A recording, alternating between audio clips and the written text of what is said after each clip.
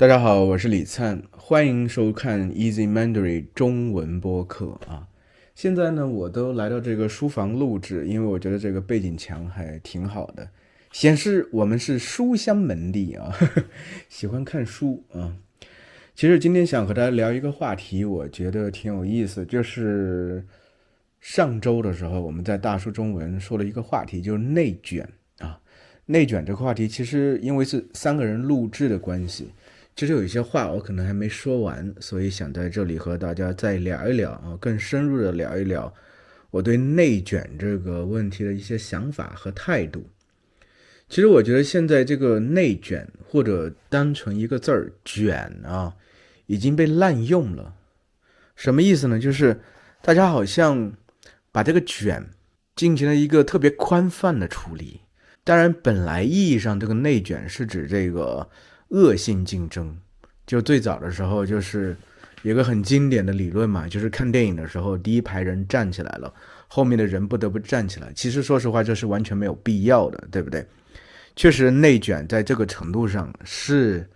成立的，但是后来慢慢的衍生到了很多很多方面，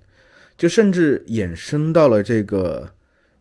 正性竞争、良性竞争方面，不管是任何竞争，大家都觉得很卷，而且这个有时候会有这种想法，我是觉得就是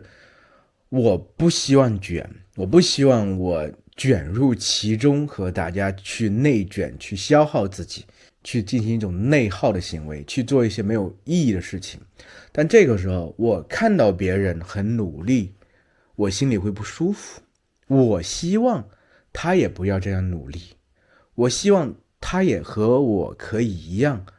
放松，甚至躺平，这样我心里会比较舒服。所以我就给他冠名叫做卷，我觉得他太卷了，他这种方式太卷了。这个卷它其实就是一个贬义的这么一个说法，就是我本身不想卷，我不想卷入这种恶性竞争，甚至也不想卷入一种良性的竞争，我甚至不想有更努力的这么一个状态。但同时我也不希望我周边的人特别努力，因为这样给我很多压力，觉得我不得不这样去做。所以在这个状态下，他一概而论，就是一棍子打死所有的竞争都是不对的。所以这个在一定程度上其实已经把这个内卷这个状态进行了这个特别极端的处理，极端的概括，所以我觉得这个是不好的。当然很多人会觉得在中国，特别是中国大陆，其实大家都太卷了，竞争太大了，我不想卷。对，这其实是个人的选择，但环境在那块摆着，你确实不得不然，就是你不得不去这样去做，去竞争。但说实话，这也未必只在中国如此。中国它也不是铁板一块，也不是说中国的每个地方都是如此。当然，说实话，在北上广这种一线城市，它肯定是很卷的，因为全中国最聪明的年轻人都往这里跑，消耗自己的青春，消耗自己的精力，可能在35岁的这个节点被淘汰了，然后换另外一波新的年轻人进来，因为优质的资源就在这里，你有更多的去表现自己、成就自己的这些机会，可能在别的地方，比如说2、3线的城市、小县城，你没法得到这些机会去做这些事情。因为这个其实就是你对人生的一个态度，就是我觉得是一种投资吧，就是你假如想得到一些更好的回报，你就相应可能需要进入一个更为竞争激烈的这么一个地方，你可能需要去卷，你甚至可能需要去冒险，对不对？其实很多做生意的人都知道，就是风险越大，你可能回报也越大，是这个意思。所以很多事情你不能一概而论，觉得说卷都是不好。当然卷它本身是一个贬义词，但不能宽泛的去定义所有的竞争都是不好的。这个世界要前进，它需要竞争，只有竞争的这个状态，就所有人都想把一个事情做好的这个状态，这个世界才能发展呢。那么为什么现在全世界都在研究 AI， 投入大量金钱精力去做这个事情？因为只有这个样子，这个世界才能进一步往前走。假如大家都觉得没必要这个样子吧，对不对？其实我们现在生活就挺好的，对不对？每天啊上班就8小时，下班的话可以悠闲喝点小酒。对，这个其实是每个人的生活态度，就是我想选择这样的生活。我觉得每个人当然应该尊重别人的生活态度和想法，但是在另外一个程度上，不能因为我们尊重了你们这种想法，你们反过来不尊重他人那种更竞争的这种想法。再比如说马斯克，对不对？世界第一首富，他其实就是特别特别卷，他也需要他的员工特别特别卷，他甚至在把一种比较原始的竞争的这种精神重新带回到美国的这个职场上。比如他整顿这个 Twitter， 当然我不能评价他是对是错，但是我看了他的这个传记之后，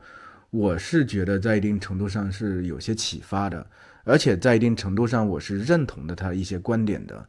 因为你要去开拓一个新的领域，你没有这种高强度的这种竞争的状态，这种足够大的野心，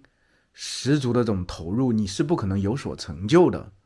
所以现在很多人说中国为什么这么卷，就因为现在中国在往前奔袭的路上，一路在追赶美国，而且在想攀登这个科技树的高峰嘛，对不对？因为之前中国一直是做一些比较低端的东西，但现在不管是这个手机还是这个电动车都上来了，而且航空领域也在发展，对不对？其实我们回想一下，之前为什么这个人类这个航空航天技术发展如此之快，就是因为美苏两国争霸，对不对？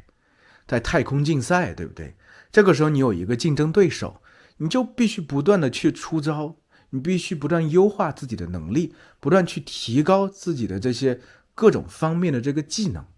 你才能在竞争中打败对手，对不对？但后来我们也知道，随着这个苏联的解体，美国人慢慢也就是，当然，这个是很复杂一个事情，但起码在这个太空领域，他们就基本上没有什么建树了，慢慢的甚至退出了太空的这个探索，对不对？美国这几十年的这个太空方面的这个发展真是乏善可陈，我觉得原因就在这里，因为没有竞争了，没有对手了，对不对？现在中美两国其实说实话，说的好听点，我觉得你要从正向的角度去看，就是互为对手。互为对手一定是不好的吗？我不这样认为。有对手你才有压力，其实人我觉得前进需要有一定的压力。再说一下，其实可能很多人对国外有一种误解，就是总觉得国外是非常躺平的、自由的、轻松的。比如说这个有些公司它不允许员工加班，对不对？这个是有法律的规定，但这个一定是合理的吗？或者在这样的状态下，员工的竞争力一定很强吗？公司的竞争力一定很强吗？这个时候假如在别的地方杀过来一个竞争对手，他们有更强的这个战斗的欲望，是不是你很容易被打趴下呢？对不对？这个其实在中国历史上不断的重演，就是从我的角度看来，比如说中国王朝的末期，很多时候基本是贪图安乐的，是很躺平的，大家很悠闲的，对不对？可以更精致的生活的。但每到这个时候，在中国的北方游牧民族崛起了，更为粗野的，更为血性的，他们往南下打的时候，基本上都能把中原王朝给打趴下。这原因在哪里呢？就是一种竞争性啊。中国人说居安思危，我也相信其实国外比如西方有些国家是发达国家，他们有很好的这个原始积累，所以他们的民众过得整体是比较轻松放松的。但是随着这个中国的崛起，亚洲的崛起，我觉得势必给他们也会造成非常多的压力。比如说之前可以躺着去安心的这个生活的这个状态，可能慢慢的在改变。因为中国人说过不进则退，你不进了，别人在进的时候，那你就退下了。所以我觉得任何事情我们要以全面的全方位的角度去看待它，任何概念我觉得也需要全方面的去看待它，不要总觉得一个东西它是贬义的就一定是贬义的。而且我也觉得不要把一个概念就是进行一个全盘化的处理，过为宽泛的处理，其实它可能只是一个概念而已。而且我觉得我们也不要就是有时候被限定在一些概念里头，因为概念这个东西其实很多时候是一种简单化的处理一些在现实生活中的一些现象，但人们往往就会陷入这种概念的陷阱里头出不来，因为觉得概念好像替他说出了心声，概念好像给他筑了一个防护墙。其实我觉得我们应该以更为实际的这个眼光去看待这个世界，看待一些我们周遭的事情，以及看待我们自身的发展。好了，今天咱们就聊到这儿吧。